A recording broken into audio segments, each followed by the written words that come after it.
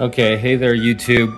So I saw this proof and I've been working online. I've been trying to train AI. So that's something I've been doing lately, getting paid like 50 bucks an hour to do this. So a little bit about me. I've worked at the University of Arizona. I have a teaching career of over 15 years. I've worked at Eastern Arizona College for about over 7 years, and then I was at the University of Arizona for 2. And I have taught geometry for a few years. So you're gonna get a lot of trigonometry review here. Okay, so we'll abbreviate that as trig. And then also you're gonna get a little bit of geometry here. Okay, trig and geo. So if you're in a trig class or a geometry class, you're gonna like to see this. So our ultimate goal here is to prove the Pythagorean theorem. But let me just talk to you about the setup. So we have triangle BAD, and that is an isosceles triangle, which means segment AB is equal to segment DC, and those are both equal to C. So the distance from here to here is C. This is actually point C, and what that is a right triangle which ends up at B and starts at C. Okay? So what you want to do is you want to call segment AC equal to little b, call segment BC. You'll notice here I actually wrote the segment notation. I'm going to drop it for now, but in textbooks you might see that the bar over it, which means it's a segment. Anyway, so segment BC is equal to A. So the key of the proof is angle BAC is equal to 2x, which is just less than 90 degrees, okay? So this angle has to be less than 90 degrees because we have a 90-degree angle here. This could not be a triangle if it was 90, because 90 plus 90 is 180. And as you know, for geometry, all three angles add to 180. Okay, so here it goes. Here comes the proof. And it is kind of involved, so just stick with me on this, but I think you'll enjoy it if you like trigonometry or geometry. So if we have a bisection happening here, and angle BAC is 2x, then that means that little angle is x. Okay? And so we might be wondering, well, how do we find this third angle here? Okay, so I'm going to put a little question mark there. If you can't see it, it's right here. We'll call it point E. Add that in, and so we're wondering, what is the measure of angle CEA?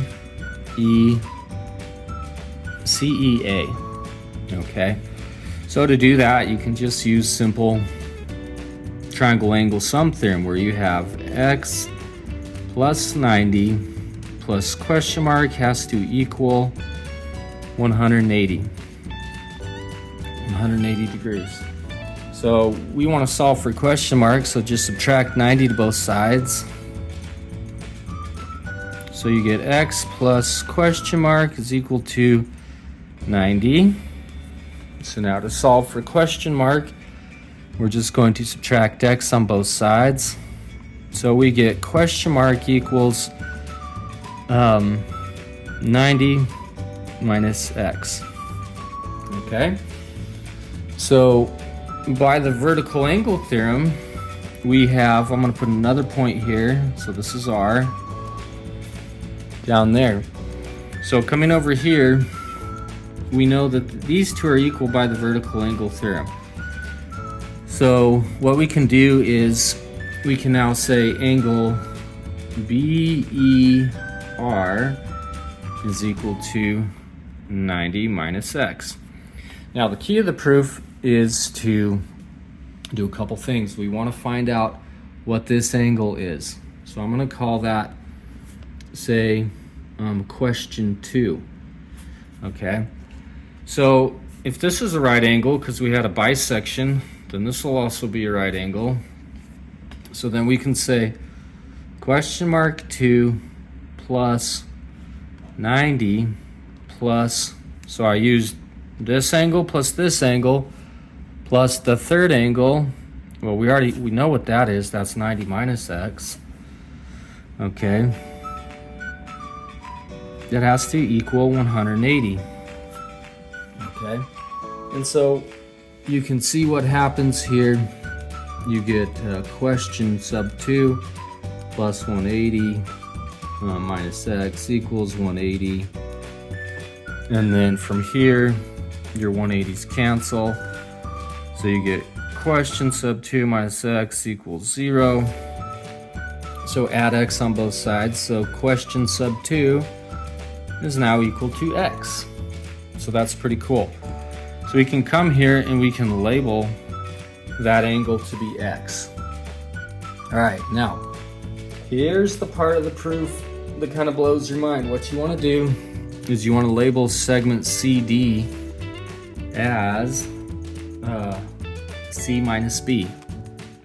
Okay. So basically, if I take B and I add C minus B, well, the B's cancel and the length is AD. AD equals to C. So we're still set on there. Okay. So if you can remember with me a couple of things, we have two tasks, all right? These are our tasks that are going to lead us to the proof. Find tangent of x on triangle BCD, and then find the tangent of the angle 2x on triangle BAC. So let's do that. So we have the tangent of x, is the opposite over the adjacent. So we're going to use the opposite side here, and the adjacent side over here needs to equal A. Okay, so remember segment BC equals A. I'm just going to highlight that real quick. So segment BC equal to A, and we are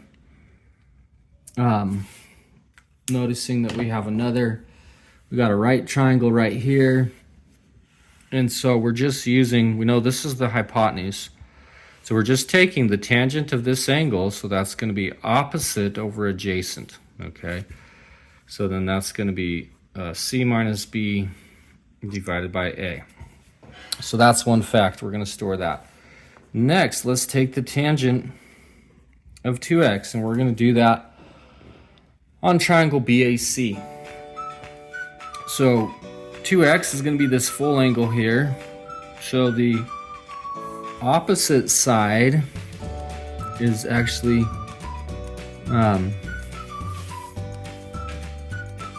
is going to be A, and the adjacent side is C.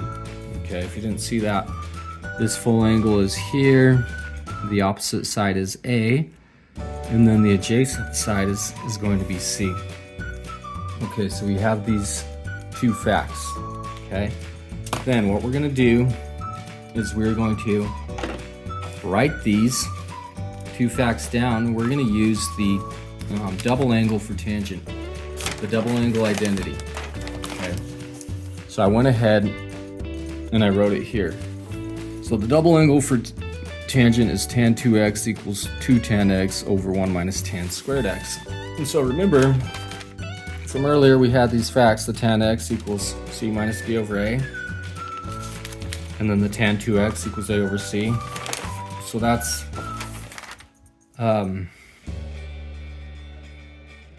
excuse me, it should be A over B, not A over C. Yeah, A over B right here. There we go. Yeah, because the tangent is the opposite side over the adjacent side. So yeah, that was the adjacent side. Okay, anyway, so we have those two facts. What we're going to do next is we're just plugging them in. We know tan 2x was A over B. We know tan x is equal to C minus B over A from earlier, what we found here. Okay, again, so tangent of x is just C minus B over A. Okay, the rest is really algebra, but I'll walk you through it anyway because it's fun. So the first thing that I did is I cross-multiplied here, and then I did b times this numerator to get this. Okay. Next, In this step I distribute the a. So a times 1 is a. A times this term, the a squared cancels, so you have an a down below. And then over here, I just distribute the b through, so that's going to be 2bc, and then that's just going to be 2b squared. I wrote it as b times 2 times b, but that doesn't really matter. Okay, so as you can see, I had a little mistake here, so just don't pay attention to that. But we're going to take this formula, and on the next page, I'm going to rewrite that formula here, okay? So take a look, store this in your head. That's a minus c minus b squared all over a. There we go, the right side. 2bc minus 2b squared all over a. Okay, so there it is. Here we are.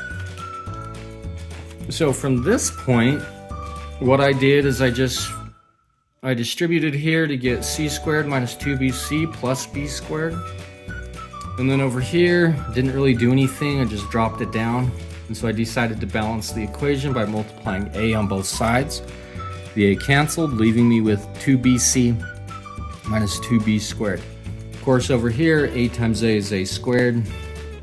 And then this a kills that a, and you're left with c squared minus 2bc minus b squared equals 2bc minus 2b squared. Okay, you can notice I crossed off those two terms because they're the same on both sides. It's like I'm subtracting a 2bc on both sides. So that's gone. So then I'm left with the remainder, a squared minus c squared minus b squared equals this. And then what I did next is I added b squared to both sides, which left me with a squared minus c squared equals negative b squared.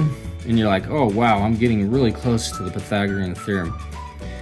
And then from here, I just multiplied this by 1, so I just changed the signs. I multiplied the left side and the right side by 1. So I just changed the signs to get negative a squared plus c squared equals b squared. And then from here, just add a squared right here, and there you go. That is the Pythagorean theorem.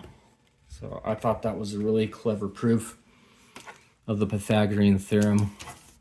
I'm going to, one more time, going to slowly take you through these 3 pages. So there's page 1. You can take a photo if you want. Here's page 2. Take a photo of that. And then here's page 3, getting you the Pythagorean theorem. All right, thank you for watching. I hope you enjoyed this proof using the tangent double angle identity, an isosceles triangle, and right triangle trig to come up with the Pythagorean theorem.